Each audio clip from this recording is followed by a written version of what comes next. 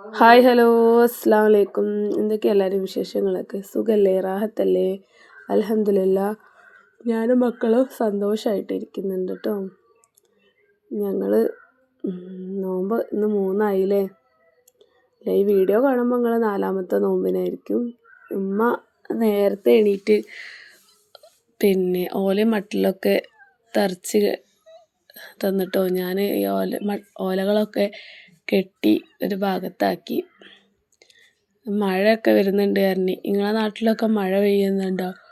നമുക്കിവിടെ മഴ കിട്ടിയിട്ടില്ല കേട്ടോ.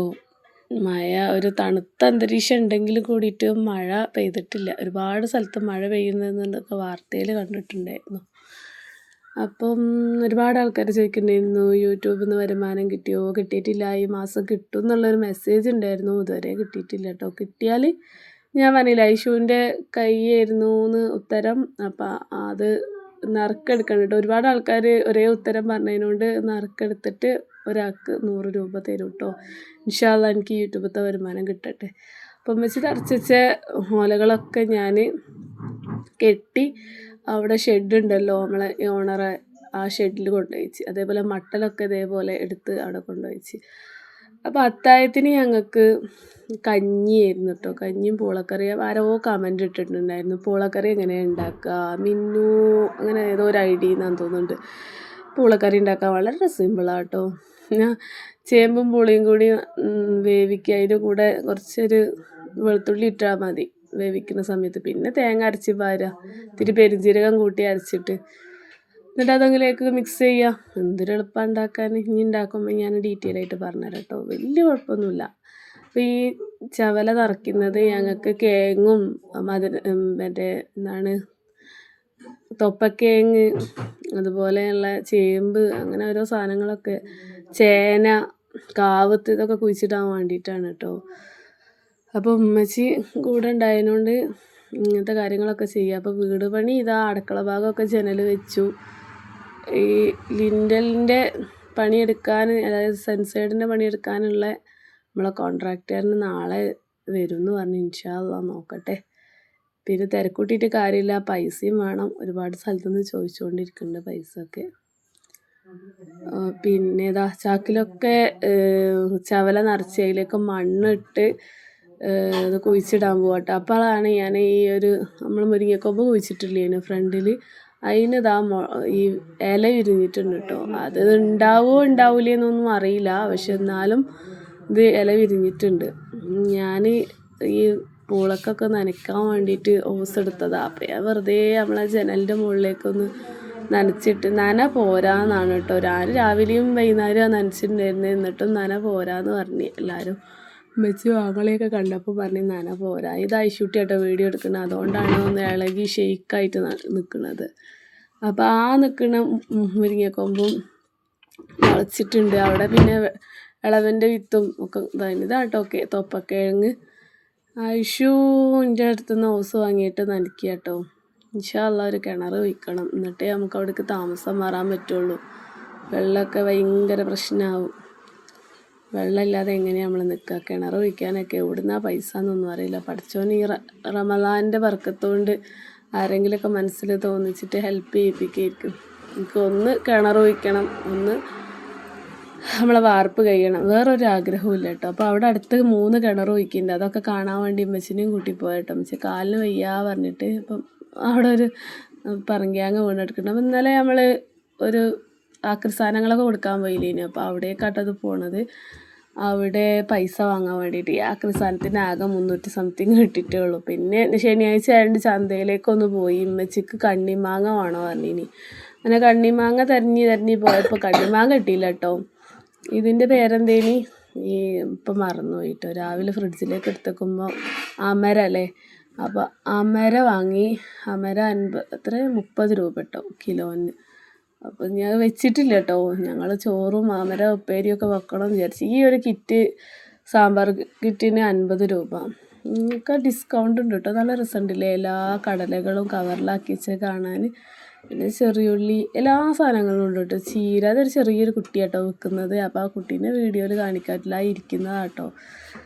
അങ്ങനെ പിന്നെ ഇതാ നമ്മളെ മൺപാത്രങ്ങൾ റോട്ടിലുണ്ടായിരുന്നു. അപ്പോൾ അതൊക്കെ കണ്ട് തിരിച്ചിതാ പിന്നെ പോരുക കേട്ടോ. വീട്ടിലേക്ക് പോന്ന് ബസ്സുണ്ടായിരുന്നു. ഞങ്ങൾ 1:30ൻ്റെ ബസ്സിന് പോയിട്ട് 2:50ൻ്റെ ബസ്സിന് തിരിച്ചു പോന്നിട്ടുണ്ടായിരുന്നു. നോമ്പില്ലാത്തതിനോട് എനിക്ക് പ്രത്യേകിച്ച് ക്ഷീണമൊന്നും തോന്നിയില്ല.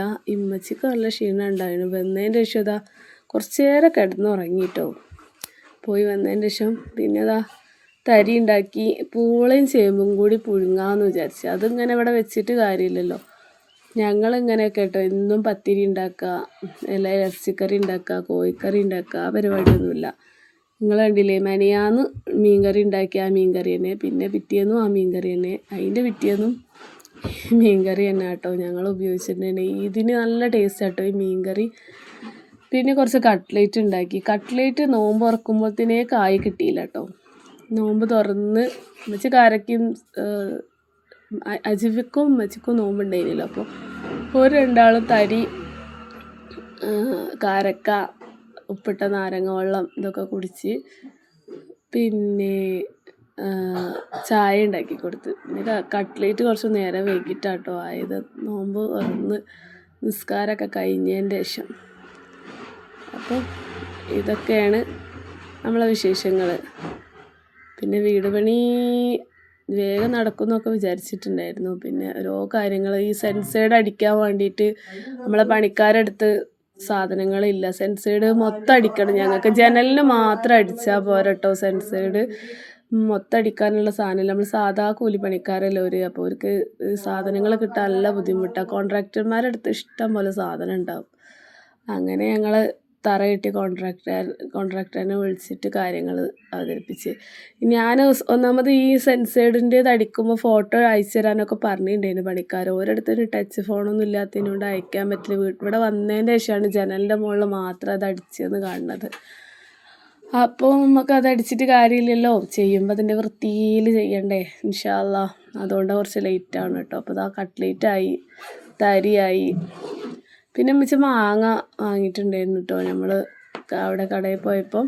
അപ്പം മാങ്ങയും ചേമ്പും പൂളയും പുഴുങ്ങിയത്, പിന്നെ നമ്മൾ തലേന്നത്തെ മീൻകറി, ഇങ്ങനെ കുറച്ച് ചിക്കൻ ഉണ്ടായിരുന്നു. നമ്മൾ സമൂസക്ക് വേണ്ടിയിട്ട് സ്ഥിരമായിട്ട് ചിക്കൻ വാങ്ങലുണ്ടായി. ഇന്ന് കുറച്ച് ചിക്കൻ എടുത്ത് പൊരിച്ചിട്ടോ. പിന്നെ ഞാൻ പറഞ്ഞല്ലോ ഇന്നിപ്പോൾ ഇതാ ഈ വോയിസ് കൊടുക്കുന്ന ദിവസം ഞങ്ങളിതാ ആങ്ങളുടെ അവിടേക്ക് പോകാൻ നിൽക്കുകയാണ്. പിന്നെ അതിനുള്ള ഒരുക്കത്തിലാണ്. മക്കളൊക്കെ ഡ്രസ്സ് മാറ്റിക്കൊണ്ടിരിക്കുക. അപ്പോൾ നമ്മൾ ഇന്നും ഓരോ കഥകളൊക്കെ പറഞ്ഞിങ്ങാണ്ട് ഓരോ കാര്യങ്ങൾ പറഞ്ഞ് ഐശുവിനെ പറ്റി ഐശുവിനെ കളിയാക്കാം കേട്ടോ അച്ചുവ. അപ്പോൾ ഓരോന്നിങ്ങനെ പറഞ്ഞിരിക്കുകയാണ്.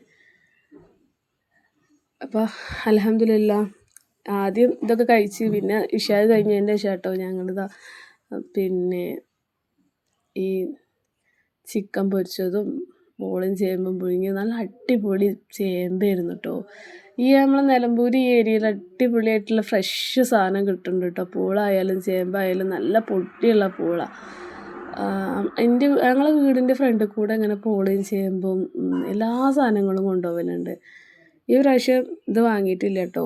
ഇറച്ചി ഞാൻ വാങ്ങിയിട്ടില്ല. ഇൻഷാ അല്ലാഹ് വാങ്ങണം, കറി വെക്കണം. ഇറച്ചിനോട് വലിയ താല്പര്യമില്ല.